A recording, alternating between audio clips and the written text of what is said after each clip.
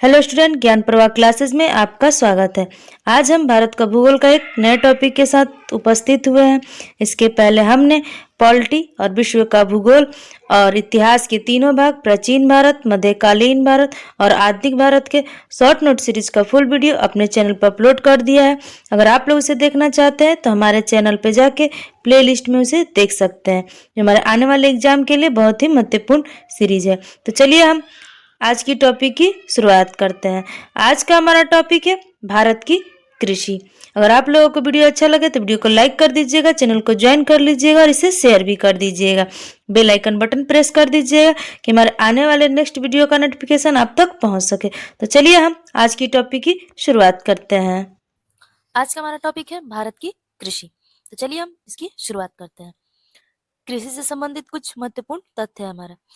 भारत के कुल क्षेत्रफल के लगभग 51% भाग पर कृषि की जाती है। विश्व बैंक 2022 के अनुसार 60.05% भाग पर था। भारत के लगभग 46.1% जनसंख्या आजीविका के लिए कृषि पर निर्भर है। भारत के जीडीपी में कृषि एवं सहवर्ती क्षेत्र का योगदान लगभग 16% है। विश्व में सबसे ज्यादा कृषि योग्य भूमि भारत के पास है। शीर्ष कृषि योग्य भूमि वाले देश है हमारे, पहला भारत, दूसरा यूएसए, तीसरा रूस और चौथा चीन है। अब हम पढ़ते हैं ऋतु के आधार पर फसलों के वर्गीकरण के बारे में। तो हमारे 3 फसल होते हैं, रबी फसल, खरीफ फसल और जायद फसल। रबी फसल अक्टूबर नवंबर में बुआई तथा अप्रैल मई में कटाई होती है। फसल के उगने के समय अपेक्षाकृत कम तापमान तथा पकने के लिए अधिक तापमान की आवश्यकता होती है। इसकी प्रमुख फसल है गेहूं, जौ, मटर, चना, सरसों, आलू, मसूर, अलसी, राई आदि। पश्चिमी विक्षोभ से होने वाली शीतकालीन वर्षा इसके लिए लाभदायक होती है। अब हम जानते हैं खरीफ फसल के बारे में। जून जुलाई में बुआई तथा सितंबर अक्टूबर में कटाई होती है। बुआई के समय अधिक तापमान और आर्द्रता की आवश्यकता होती है। दक्षिण पश्चिम मानसून वर्षा से इसे लाभ मिलता है। हमारा खरीफ फसल की प्रमुख फसल है धान, सोयाबीन, अरहर, तिल, मूंग, मूंगफली, कपास, तंबाकू आदि। अब हम पढ़ते हैं जायद फसल के बारे में। रबी और खरीफ फसलों के समय अवधि के मध्य उगाया जाता है। बुआई मार्च में और कटाई जून में हो जाती है। यह ग्रीष्मकालीन की फसल है। इसकी प्रमुख फसल है ककड़ी, खीरा, तरबूज, करेला इत्यादि। अब हम पढ़ते हैं कृषि के प्रकार के बारे में। कृषि का हमारा पहला प्रकार है जीविकापर्जन कृषि। इसमें न्यूनतम भूमि से अधिकतम उपज प्राप्त की जाती है। उपज के अधिकांश भाग प्रायः किसान अपने स्वयं की पूर्ति के लिए करता है। इसे गहन कृषि या जीवन निर्वाह कृषि कहते हैं। दूसरा हमारा स्थानांतरण कृषि। कृषि की आदम विधि प्राचीन विधि है। अब हम पढ़ते हैं किसी विशेष क्षेत्र में जंगल को काटकर, जलाकर, साफ कर कर उस पर कृषि की जाती है तथा कुछ वर्ष बाद उसे छोड़कर दूसरे क्षेत्र में चले जाते हैं। इसे हम स्थानांतरण कृषि कहते हैं। इसका अन्य नाम कर्त एवं दहन कृषि है।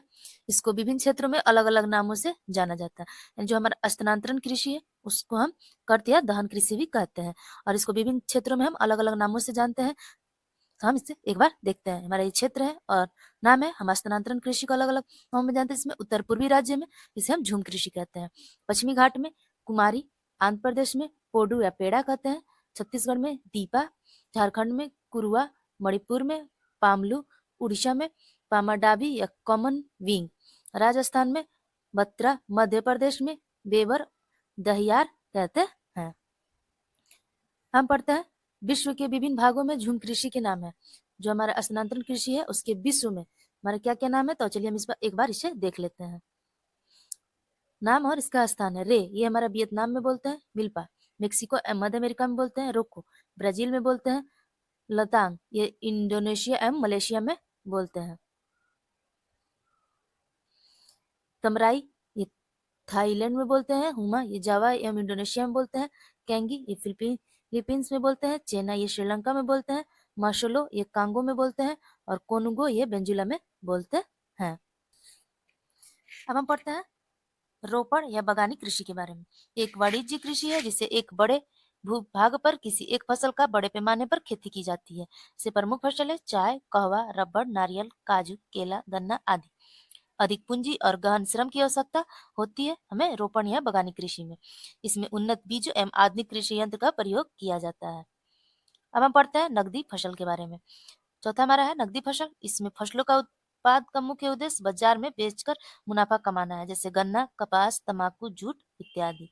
इसका उपयोग किसान स्वयं नहीं करता या बहुत कम करता है। हम पांचवा हमारा मिश्रित कृषि। ऐसी कृषि जिसमें एक ही स्थान पर फसल उत्पाद तथा पशुपालन का कार्य साथ साथ किया जाता है, यह मिश्रित कृषि कहलाता है। अब हम छठा है हमारा अंतर फसल। ऐसी कृषि जिसमें एक ही स्थान खेत में एक साथ दो या अधिक फसलों को एक साथ उगाया जाता है, अंतर फसल कहलाता है। जैसे गेहूं के साथ सरसों एवं मटर रोपना। इसका लाभ है मिट्टी की उर्वरा शक्ति बेहतर हो, कीट एवं रोग प्रबंधक, बेहतर संसाधन का उपयोग एवं किसान आयोग में वृद्धि। सातवां है हमारा अंतर फसल यानी रील क्रॉपिंग। यह एक बहु फसल प्रणाली है जिसमें एक फसल की कटाई से पहले की दूसरी फसल लगा दी जाती है। इसका लाभ है मिट्टी की नमी और पोषण तत्वों को अधिकतम उपयोग, उत्पाद में कृषि वृद्धि और कृषि आय में वृद्धि। आठवां है हमारा जैविक कृषि। वैसी कृषि जिसमें रासायनिक उर्वरक एवं कीटनाशक के स्थान पर जैविक खाद एवं जैविक कीटनाशक का उपयोग किया जाता है, उसे जैविक कृषि कहते हैं। जैविक कृषि के हमारे अवयव है जिसमें हमारा हरी खाद ढांचा, मिश्रित फसल, पशुपालन, जैविक उर्वरक, वर्मी कंपोस्ट या जैविक खाद। नोट में हम पढ़ते हैं। पहला है हमारा राष्ट्रीय जैविक खेती परियोजना अक्टूबर 2004 में शुरू की गई थी, यह 10वीं पंचवर्षीय योजना में। दूसरा नोट है हमारा वर्ष 2016 में सिक्किम देश का पहला पूर्ण जैविक कृषि वाला राज्य बना। नवा हमारा जलीय कृषि। इसके अंतर्गत जलीय जीवों को पालन, संवर्धन, प्रबंधन तथा उपभोग शामिल है, जैसे कि हमारा है मछली तथा अन्य समुद्री उत्पादन, झींगा, मोती, शंख आदि का उत्पादन। 10वां हमारा एक्वापोनिक कृषि। इसके अंतर्गत मत्स्य पालन के साथ साथ पौधों को भी उगाया जाता है। इसमें पौधों को बिना मिट्टी के पानी में उगाया जाता है तथा पोषण तत्वों के लिए मछलियों को अपशिष्ट का उपयोग किया जाता है। इसमें जल से भरे टैंक या बंद लूप प्रणाली में पौधे एवं मछली को एक साथ वृद्धि कराया जाता है। 11वां हमारा एरोपोनिक्स या पौधा उगाने की विधि है। इसमें पौधों की जड़ें हवा में लटकती रहती है और उन्हें पोषण तत्वों के भरपूर धुंधु से सिंचाई की जाती है। इसमें पौधों को नियंत्रित वातावरण में उगाया जाता है। इसमें बाह्य मौसम का प्रभाव बहुत कम होता है। 12 में हमारा है ट्रक फार्मिंग। ऐसे कृषि में किसान मुख्यतः फलों, सब्जियों तथा फूलों की खेती बड़े पैमाने पे की जाती है और इन्हें ट्रकों या लॉरी के माध्यम से दूर बाजारों तक पहुंचाया जाता है। अब हम पढ़ते हैं प्रमुख फसलों के बारे में। इसमें पहला है चावल या धान। यह एक खरीफ फसल है। यह एक उष्णकटिबंधीय फसल है। इसके अनुकूलन जलवायु दशा है।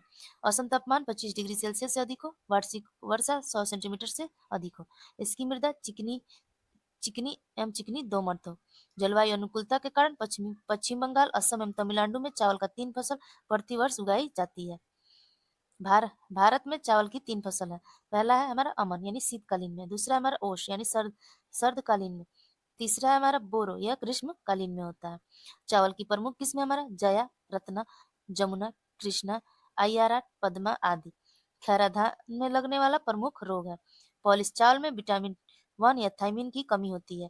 केंद्रीय चावल अनुसंधान केंद्र कटक में है। प्रमुख उत्पादन राज्य है इसका पश्चिम बंगाल, उत्तर प्रदेश, पंजाब, आंध्र प्रदेश, छत्तीसगढ़, बिहार, तमिलनाडु आदि। चावल उत्पादन में भारत विश्व में चीन के बाद दूसरा स्थान है। दूसरा फसल है हमारा गेहूं। यह एक रबी फसल है। यह एक शीतोष्ण जलवायु की फसल है। अनुकूल जलवायु पीक दशा है इसकी। तापमान हमारा है बुआई के समय 10 डिग्री सेल्सियस हो, वृद्धि के समय 15 डिग्री सेल्सियस और पकते समय 20 से 25 डिग्री सेल्सियस हो। सामान्य तापमान 10 डिग्री से 15 डिग्री सेल्सियस तक हो और वार्षिक वर्षा 50 से 75 सेंटीमीटर तक हो। इसकी मृदा है दोमट दोमट मिट्टी। प्रमुख किस्में है इसमें सोनालिका, कल्याण, सोना, हीरा, रोजो, लेरमा, सेरो आदि। करनाल बंट एम रस्ट गेहूं की फसल में लगने वाला प्रमुख रोग है।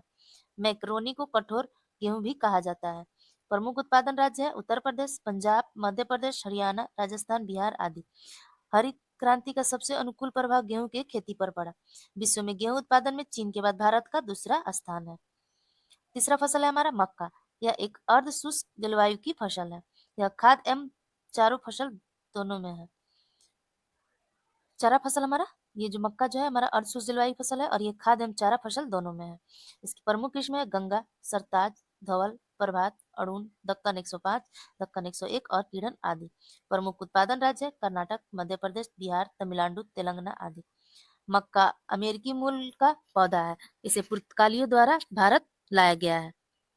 चौथा फसल है हमारा जौ। इसका उत्पादन सिंधु घाटी सभ्यता से ही होता आ रहा है। प्रमुख उत्पादन राज्य है उत्तर प्रदेश, राजस्थान, पंजाब, हरियाणा, बिहार आदि। पांचवा फसल है हमारा बजड़ा।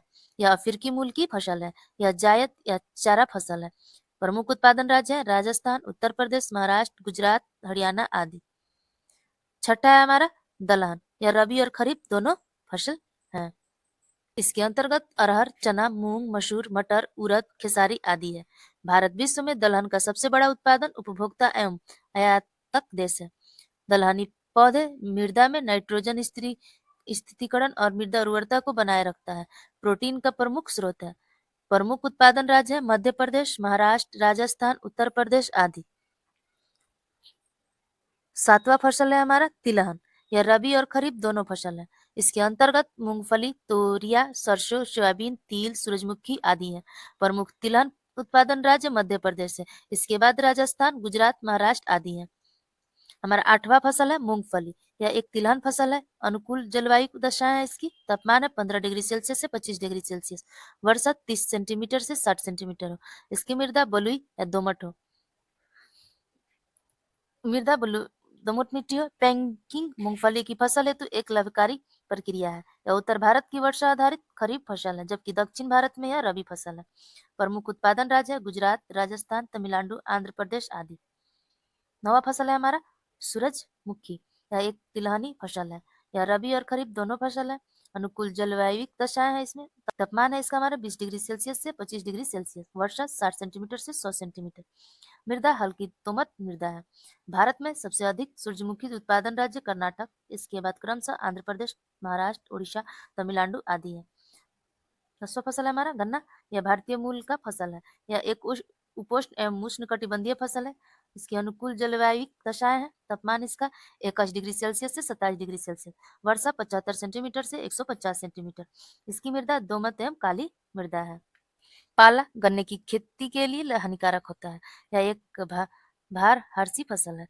इसकी बुआई जनवरी से अप्रैल तक, कटाई एवं पेराई अक्टूबर से अप्रैल के मध्य होती है। भारत में गन्ने का प्रमुख उत्पादन राज्य उत्तर प्रदेश, महाराष्ट्र, कर्नाटक, तमिलनाडु, बिहार और आंध्र प्रदेश आदि है। गन्ना प्रजनन संस्था कोयम्बटूर, तमिलनाडु में है। पिछले कुछ दशकों से उत्तर भारत की तुलना में दक्षिण भारत में गन्ना उत्पादन में वृद्धि हुई है। दक्षिण भारत की जलवायु गन्ने के लिए अधिक अनुकूल होने के कारण दक्षिण भारत में गन्ने के प्रति हेक्टेयर उत्पादन उत्तर भारत की तुलना में अधिक है। उत्तर भारत की तुलना में दक्षिण भारत के गन्ना में शर्करा की मात्रा अधिक होती है, क्योंकि उत्तर भारत में अपेक्षाकृत लंबा शुष्क ऋतु होता है। गन्ना अत्यधिक सिंचाई वाला फसल है। हमारा 11वां फसल है चाय। यह चीन मूल का पौधा है। यह उष्ण आर्द्र और उपोष्ण आर्द्र जलवायु क्षेत्र का फसल है। अनुकूलन जलवायु दशा है इसकी। तापमान 24 डिग्री सेल्सियस से 30 डिग्री सेल्सियस। वर्षा 150 सेंटीमीटर से 250 सेंटीमीटर। पर्वत के ढलानों पर खेती होती है, ताकि जड़ों में जल जमा ना हो। मृदा ह्यूमस एवं जीवाश्म युक्त लेटराइट वाल हो। पाला रहित जलवायु हो। चाय के प्रमुख उत्पादन राज्य असम, पश्चिम बंगाल, तमिलनाडु। भारत का सबसे बड़ा उत्पादन राज्य असम है। दार्जिलिंग चाय भारत में जीआई टैग प्राप्त वाला पहला उत्पाद है। 12वां फसल है हमारा कहवा या कॉफी। कॉफी इथोपिया मूल का पौधा है। यह एक उष्ण कटिबंधीय रोपण फसल है। अनुकूलन जलवायु दशा है इसकी। तापमान है 16 डिग्री सेल्सियस से 28 डिग्री सेल्सियस। वर्षा 150 सेंटीमीटर से 250 सेंटीमीटर। भुरभुरी दोमट लेटराइट एवं पर्वतों के ढलान पर। पाला लंबा, सूखा तथा तेज धूप कहवा के पौधों के लिए हानिकारक होता है। कॉफी के 3 किस्म है, अरबिका, बेस्टा एवं लाइबेरिका। अरबिका उच्च गुणवत्ता वाली कॉफी है। रोबस्टा में कैफीन की मात्रा अधिक होती है। भारत में अरबिका और रोबस्टा किस्म की कॉफी उगाई जाती है। भारत कर्ना- भारत में कॉफी की खेती सर्वप्रथम बाबा बुदन की पहाड़ी कर्नाटक पर की गई। प्रमुख कॉफी उत्पादन राज्य कर्नाटक, केरल एवं तमिलनाडु है। 13 नंबर हमारा फसल कपास है। भारतीय मूल का रेशेदार पौधा है। यह एक खरीफ फसल है। यह उष्णकटिबंधीय अर्धशुष्क क्षेत्रों में बोई जाती है। अनुकूलन जलवायु दशा है इसकी। तापमान 15 डिग्री सेल्सियस से 30 डिग्री सेल्सियस होता है। वर्षा हमारा 50 सेंटीमीटर से 100 सेंटीमीटर है। कम वर्षा वाला क्षेत्र पाला रहित मौसम है। कपास के फूल आने पर आसमान कि बादल रहित 200 दिन खिली धूप जरूरी है। इसकी मृदा काली मृदा हो। कपास के उत्पादन में विश्व का भारत का दूसरा स्थान है और प्रथम में हमारा चीन है। भारत में कपास के उत्पादन में प्रथम राज्य गुजरात है। कपास को सफेद सोना भी कहा जाता है। 14वां हमारा फसल है जूट या पटसन। यह एक नकदी फसल है। इसे पौधे के तने से प्राप्त किया जाता है। इसे गोल्डन रेशा भी कहते हैं। पश्चिम बंगाल इसके प्रमुख उत्पादन राज्य है। अन्य राज्य असम और बिहार है। बिहार जूट का दूसरा सबसे बड़ा उत्पादन राज्य है। मेस्टा कपास की एक किस्म है। जूट उत्पादन में भारत का स्थान विश्व में प्रथम है। हमारा 15वां फसल रेशम या सिल्क है। इसमें रेशम के कीड़ों का पालन किया जाता है। रेशम कीटों को शहतूत के पत्तों पर पाला जाता है। रेशम के 5 किस्में मलबरी, मूंगा, ईरी, ट्रॉपिकल टसर तथा ओक टसर है। भारत विश्व में एकमात्र देश है जहाँ रेशम के 5 किस्मों का उत्पादन होता है। मूंगा रेशम का उत्पादन सिर्फ भारत में होता है। रेशम उत्पादन में भारत का स्थान विश्व में दूसरा है। चीन हमारा प्रथम स्थान है। 16वां फसल है हमारा रबड़। प्राकृतिक रबड़ हेविया ब्रोसिलियनसिक नामक पेड़ के दूध से प्राप्त होता है। रबड़ के पेड़ का मूल स्थान अमेजन बेसिन ब्राजील है। अनुकूलन जलवायु दशा है इसकी। तापमान हमारा 25 डिग्री सेल्सियस से 35 डिग्री सेल्सियस। वर्षा 250 सेंटीमीटर से अधिक हो। उष्ण कटिबंधीय गर्म एवं आर्द्र जलवायु हो। प्रमुख उत्पादन राज्य है केरल सबसे ज्यादा है और त्रिपुरा, कर्नाटक, मेघालय, असम, गोवा, अंडमान निकोबार आदि में हमारा रबड़ सबसे ज्यादा उगाया जाता है। भारतीय रबड़ शोध संस्था केरल में है। हमारा 17वां फसल है हमारा तंबाकू। उष्णकटिबंधीय और उपोष्ण कटिबंधीय पौधा है। पुर्तगालियों द्वारा भारत में लाया गया। इसके पत्तियों का प्रयोग सिगरेट, सिंगार, बीड़ी आदि बनाने में प्रयोग किया जाता है। विश्व में तंबाकू उत्पादन में भारत का स्थान चीन और ब्राजील के बाद तीसरा है। भारत में तंबाकू सबसे बड़ा उत्पादन राज्य आंध्र प्रदेश में है। अन्य राज्य में गुजरात एवं उत्तर प्रदेश भी प्रमुख है। तंबाकू की पत्तियों में सुखाने की प्रक्रिया क्यूरिंग कहलाती है। अब हम पढ़ते हैं भारत में मसाला उत्पादन के बारे में। केरल को मसालों का बागान कहा जाता है। भारत में मसालों का सबसे बड़ा उत्पादन राज्य मध्य प्रदेश है। काली मिर्च मूलतः पश्चिम घाट का देशज पौधा है। लौंग इंडोनेशिया मूल का पौधा है। एंटीबायोटिक गुण के कारण इसका उपयोग चिकित्सा में किया जाता है। भारत हल्दी का विश्व सबसे बड़ा उत्पादक 75% हमारा उत्पादक देश है। लाल मिर्च एवं वंडर मसाला कहा जाता है। लाल मिर्च को हम वंडर मसाला कहते हैं। हम पढ़ते हैं विभिन्न कृषि की विधियां। पिसिकल्चर ये हमारा मत्स्य पालन, एपीकल्चर मधुमक्खी पालन, सेरिकल्चर रेशम कीट पालन, विटिकल्चर अंगूर की खेती, फ्लोरिन कल्चर फूलों की खेती, पोमोकल्चर ये हमारी फूलों की खेती, फूलों की ओलेरिकल्चर यानी सब्जियों की खेती, हॉर्टिकल्चर बागवानी, वर्मिकल्चर यानी केचुआ पालन। अब हम पढ़ते हैं भारत में प्रमुख कृषि क्रांतिकारी के बारे में। पहला था हमारा हरित क्रांति। उन्नत किस्म की बीज, रासायनिक उर्वरक, कीटनाशक एवं आधुनिक सिंचाई विधि के माध्यम से खाद्यान्न उत्पादन में अप्रत्याशित वृद्धि को हरित क्रांति कहा जाता है। भारत में इसकी शुरुआत 1967 से 68 में तृतीय पंचवर्षीय योजना के दौरान हुई थी। भारत में हरित क्रांति का प्रभाव मुख्यतः गेहूं एवं धान के फसलों पर तथा पंजाब, हरियाणा, पश्चिमी उत्तर प्रदेश क्षेत्रों पर आदि पर पड़ा था। भारत में हरित क्रांति का जनक एम.एस. स्वामीनाथन है। विश्व में हरित क्रांति का जनक नॉर्मन बोरलॉग है। दूसरा हमारा है श्वेत क्रांति। श्वेत क्रांति का संबंध दूध उत्पादन में अप्रत्याशित वृद्धि से है। भारत में श्वेत क्रांति का जनक डॉक्टर वंगिज कुरियन को माना जाता है। 1970 में ऑपरेशन फ्लैट की शुरुआत राष्ट्रीय डेयरी विकास बोर्ड द्वारा की गई, जिसका उद्देश्य श्वेत क्रांति को सफल बनाना था। राष्ट्रीय डेयरी विकास बोर्ड की स्थापना 16 अगस्त 1965 में गुजरात के आनंद में हुआ था। श्वेत क्रांति विश्व बैंक के सहयोग से चलाया जा रहा है। नोट में पढ़ते हैं राष्ट्रीय डेयरी अनुसंधान संस्था का मुख्यालय हरियाणा के करनाल में है। तीसरा क्रांति है हमारा नीली क्रांति। इसका संबंध मत्स्य उत्पादन एवं एक्वा कल्चर से है। इसका जनक अरुण कृष्णायन थे। अब हम पढ़ते हैं अन्य कृषि क्रांति के बारे में, जिसमें हमारा पहला है लाल क्रांति। संबंध है इसका टमाटर और मांस उत्पादन। दूसरा गुलाबी क्रांति झींगा और मछली एवं प्याज। तीसरा हमारा भूरी क्रांति उर्वरक उत्पादन। चौथा हमारा गोल क्रांति आलू उत्पादन। पांचवा हमारा पीली क्रांति तिलहन उत्पादन। छठा हमारा काली मिर्च क्रांति एवं कृष्ण क्रांति पेट्रोलियम उत्पादन। सातवां हमारा रजत क्रांति अंडा उत्पादन। आठवां हमारा है अमृत क्रांति नदी जोड़ो परियोजना। नौवा हमारा है सुनहरी स्वर्ण क्रांति फल एवं सब्जी उत्पादन। 10वां हमारा है सुनहरा क्रांति जूट उत्पादन। 11वां है हमारा सेफ्रॉन क्रांति केसर उत्पादन। 12 में हमारा हरित क्रांति खदान उत्पादन। 13 में हमारा श्वेत क्रांति दुग्ध उत्पादन। 14 में हमारा नीली क्रांति मत्स्य उत्पादन। 15 में हमारा बादामी क्रांति मसाला उत्पादन। 16 में हमारा रजत रेशा क्रांति कपास उत्पादन। 17 में है सदाबहार क्रांति जैविक कृषि। 18 में हमारा प्रमाणिक क्रांति यानी भिंडी उत्पादन। 19 में हमारा मुख्य क्रांति यानी मोटा अनाज उत्पादन के संबंध में। 20 में हमारा इंद्रधनुष्य क्रांति यानी सभी क्षेत्रों में उत्पादन की वृद्धि में। अब हम पढ़ते हैं प्रमुख कृषि बोर्ड एवं उसके मुख्यालय। मसाला बोर्ड हमारा है कोचीन केरल में। कॉफी बोर्ड बेंगलुरु कर्नाटक में। चाय बोर्ड कोलकाता पश्चिम बंगाल में। रबर बोर्ड कोयम्बटूर केरल में। तंबाकू बोर्ड गुट्टूर आंध्र प्रदेश में। राष्ट्रीय बागवानी बोर्ड गुरुग्राम हरियाणा में। राष्ट्रीय जूट बोर्ड हमारा कोलकाता पश्चिम बंगाल में। भारतीय अंगूर प्रसंस्करण बोर्ड ये पुणे महाराष्ट्र में है।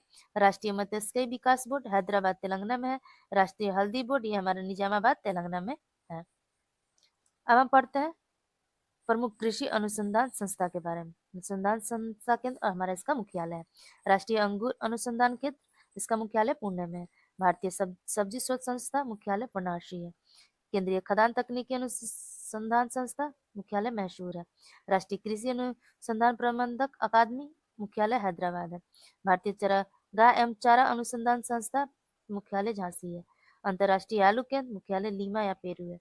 केंद्रीय शुष्क भूमि या बरानी कृषि अनुसंधान संस्था मुख्यालय हैदराबाद है। केंद्रीय शुष्क बागवानी संस्था मुख्यालय बीकानेर है। केंद्रीय आलू अनुसंधान संस्था मुख्यालय शिमला है। केंद्रीय तंबाकू अनुसंधान संस्था मुख्यालय हमारा राजा मुंद्री है। केंद्रीय कृषि वानिकी अनुसंधान संस्था मुख्यालय झांसी है। राष्ट्रीय चावल अनुसंधान संस्था मुख्यालय कटक है।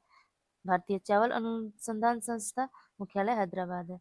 भारतीय दलहन अनुसंधान संस्था मुख्यालय कानपुर है। राष्ट्रीय डेयरी अनुसंधान संस्था मुख्यालय करनाल है। केंद्रीय उपोष्ण बागवानी संस्था मुख्यालय लखनऊ है। भारतीय गन्ना अनुसंधान संस्था मुख्यालय लखनऊ है। राष्ट्रीय जैविक एवं कृषि खेती केंद्र मुख्यालय गाजियाबाद है। राष्ट्रीय बीजीय मसाला अनुसंधान संस्था हमारा मुख्यालय इसका डुमाडा या अजमेर है। नोट में हम पढ़ते हैं सीमांत जोत। 1 हेक्टेयर से कम भूमि वाली जोत को सीमांत जोत कहते हैं। ऐसे किसानों को सीमांत किसान कहते हैं। हम पढ़ते हैं प्रमुख पद के बारे में। इसमें पहला है हमारा सस्य गहनता। ये एक ही खेत में एक कृषि वर्ष में उगाई गई है फसलों को बरमता को सस्य गहनती कहते हैं। दूसरा हमारा जीएस फसल यानी अनुवांशिक रूप से संशोधित फसलों को जीएस फसल कहते हैं जैसे बीटी कपास। तीसरा हमारा भारत में दूसरी हरित क्रांति की शुरुआत 1990 के दशक के मध्य से की गई थी। इसे सदाबहार क्रांति भी कहा जाता है। अब हम पढ़ते हैं एनपीके अनुपात। हम पढ़ते हैं एनपीके अनुपात में यह नाइट्रोजन यानी एन, फास्फोरस पी और पोटासियम के का मिश्रण का अनुपात होता है। दलहनी फसलों के लिए एनपीके का आदर्श अनुपात वह 1:2:1 है। खदान फसलों के लिए एनपी का अनुपात 4:2:1 है। नीम लेपित यूरिया यह नीम के तेल से लेपित यूरिया है। यह नाइट्रोजन के निक्षालन और वाष्पीकरण हानि को कम करता है। यूरिया गोल्ड यह सल्फर कोडेड यूरिया है। यह मृदा में सल्फर की कमी को दूर करेगा। नैनो यूरिया यह नैनो तकनीक आधारित द्रव उर्वरक है। नैनो यूरिया के कणों का आकार 20 नैनोमीटर से 500 नैनोमीटर है। नोट में हम पढ़ते हैं अमूल्य दूध उत्पादन एवं विपणन भारत का सबसे बड़ा डेयरी सहकारी संगठन है जो आनंद गुजरात में है। आईएफसीओ इफ्को एक बहुराज्य सरकारी समिति है। एनएएफईडी भारत सरकार कृषि मंत्रालय के अधीन एक सहकारी संगठन है जिसकी संस्था 2 अक्टूबर 1958 को हुई थी। इसका मुख्यालय नई दिल्ली में है। राष्ट्रीय कृषि आयोग का गठन 2004 में एमएस स्वामीनाथन की अध्यक्षता में हुआ था। इसका मुख्यालय नई दिल्ली में है। अब हम पढ़ते हैं भारत में सिंचाई के प्रमुख साधन के बारे में। कुएं एवं नलों के द्वारा 55.9%, नहरों द्वारा 31.4%, तालाबों द्वारा 6.1%, अन्य साधन है इसका 6.6%। नोट में हम पढ़ेंगे विश्व में सर्वाधिक सिंचित क्षेत्र चीन यानी 21% में तथा इसके बाद भारत 20.2% में है। भारत में सबसे अधिक नलकूप पंप से सिंचाई उत्तर प्रदेश राज्य में होता है। इसके बाद महाराष्ट्र को स्थान है। प्रायद्वीपीय भारत में सिंचाई का प्रमुख साधन तालाब है। सिंचाई की आधुनिक विधि हमारा पहला है ड्रिप सिंचाई यानी बूंद सिंचाई। इसका आविष्कार इजराइल द्वारा किया गया है। इसमें फसल की धीमी गति से आवश्यकता अनुसार सिंचाई किया जाता है। इसमें जल की बचत होती है। दूसरा है हमारा फव्वारे यानी स्प्रिंकलर सिंचाई, इसमें पानी पंप करके खेतों तक पहुंचाया जाता है। इसमें फुहारा या वर्षा जल के समान सीधे फसलों पर छिड़का जाता है। तीसरा है हमारा फर्टिगेशन, इसमें जल के साथ उर्वरक को मिलाकर सिंचाई किया जाता है। इसका खोज इजराइल द्वारा की गई है। चौथा हमारा है रेनगन सिंचाई तकनीक, इसमें 20 मीटर से 60 मीटर की दूरी तक प्राकृतिक वर्षा के रूप में सिंचाई की जाती है। इसमें कम पानी से अधिक क्षेत्र की सिंचाई होती है। अब हम पढ़ते हैं महत्वपूर्ण तथ्य। हम पढ़ते हैं कुछ महत्वपूर्ण तथ्य। पहला हमारा कमान क्षेत्र विकास कार्यक्रम CADP है, 1974 से 75 में शुरू हुआ था। 5वीं पंचवर्षीय योजना के दौरान प्रमुख उद्देश्य सिंचाई संसाधनों का दक्षतापूर्ण उपयोग। पलवार सिंचाई योजना आंध्र प्रदेश में गोदावरी नदी पर वर्ष 2016 में केंद्र सरकार की मंजूरी मिली थी। त्वरित सिंचाई लाभ का कार्यक्रम की शुरुआत 1996 से 57 में किया गया। हरियाली खोज का संबंध जल प्रबंधक से है। लघु सिंचाई योजना की शुरुआत वर्ष 2006 में हुई थी। प्रधानमंत्री कृषि सिंचाई योजना की शुरुआत 1 अप्रैल 1915 में शुरू हुई। इसके 4 घटक है। पहला हमारा त्वरित सिंचाई लाभ कार्यक्रम, दूसरा है हर खेत को पानी, तीसरा है प्रतिबूंद अधिक फसल, चौथा हमारा जल संभर यानी वाटर शैडो का विकास। जल शक्ति अभियान की शुरुआत 1 जुलाई 2019 को हुई। नदी बोर्ड अधिनियम 1956 में आया। कलेश्वर परियोजना तेलंगाना में स्थित विश्व का सबसे बड़ा मल्टी टास्क लिफ्ट सिंचाई योजना है। अब हम पढ़ेंगे राष्ट्रीय परिक्षेपण योजना के बारे में। तत्कालीन सिंचाई मंत्रालय द्वारा 1980 में शुरू किया गया। 1980 में इसका उद्देश्य अधिक शेष जल बेसिन से जल की कमी वाले बेसिनों तक जल का स्थानांतरण। उसमें केन बेतवा नदी को जोड़ो परियोजना, भारत का पहला नदी जोड़ो परियोजना। केन नदी के अधिशेष जल को बेतवा नदी में पहुंचाना। ये दोनों यमुना की सहायक नदियां हैं। बुंदेलखंड क्षेत्र को फायदा होगा। पन्ना टाइगर रिजर्व इसी से प्रभावित हो सकता है। दूसरा है हमारा कोची मेची नदी जोड़ो परियोजना। कोची में को, कोसी मेची नदी जोड़ो परियोजना। कोसी नदी को मेची नदी यानी महानदी की सहायक नदी से जोड़ा जाएगा। कोसी नदी के अधिशेष जल को मेची नदी में पहुंचाया जाएगा। इसका प्रबंधन राष्ट्रीय जल विकास एजेंसी द्वारा किया जा रहा है। 28 मई 2025 को केंद्रीय मंत्री माउल से मंजूरी मिल गई है। 28 मार्च। अब हम पढ़ते हैं परियोजना, नदी और उसके राज्य। परियोजना जिसमें हमारा है बघीला हिलरा, इसकी नदी चेनाब नदी, राज्य हमारा जम्मू और कश्मीर है। सतलज नदी परियोजना ये चेनाब जम्मू और कश्मीर में है। सलाल परियोजना ये चेनाब नदी पे है, जम्मू और कश्मीर में है। दुलहस्ती परियोजना चेनाब नदी ये जम्मू और कश्मीर में है। तुलबुल परियोजना ये झेलम नदी पे है। तुलबुल परियोजना ये तुलबुल परियोजना झेलम नदी जम्मू और कश्मीर में है। पूरी परियोजना झेलम नदी जम्मू और कश्मीर में है। मकड़ा परियोजना सतलज नदी हिमाचल प्रदेश में। नथापक जाकरी परियोजना सतलज नदी हिमाचल प्रदेश में। कोलडैम परियोजना सतलज नदी हिमाचल प्रदेश में। टिहरी बांध परियोजना भागीरथी प्लस भीलगंगा नदी उत्तराखंड में है। दामोदर घाटी परियोजना दामोदर प्लस उसकी सहायक नदी है। इसका राज्य झारखंड एवं बंगाल है। मैथल तेलया परियोजना यह बराक नदी झारखंड में है। फरक्का बांध परियोजना यह गंगा प्लस भागीरथी नदी पश्चिम बंगाल में है। हीराकुंड परियोजना महानदी उड़ीसा आंध्र प्रदेश में है। कंकड़पारा परियोजना यह ताप्ती नदी गुजरात में है। उकाई परियोजना यह ताप्ती नदी गुजरात में है। सरदार सरोवर परियोजना नर्मदा नदी गुजरात में है। साबरमती परियोजना नर्मदा नदी गुजरात में है।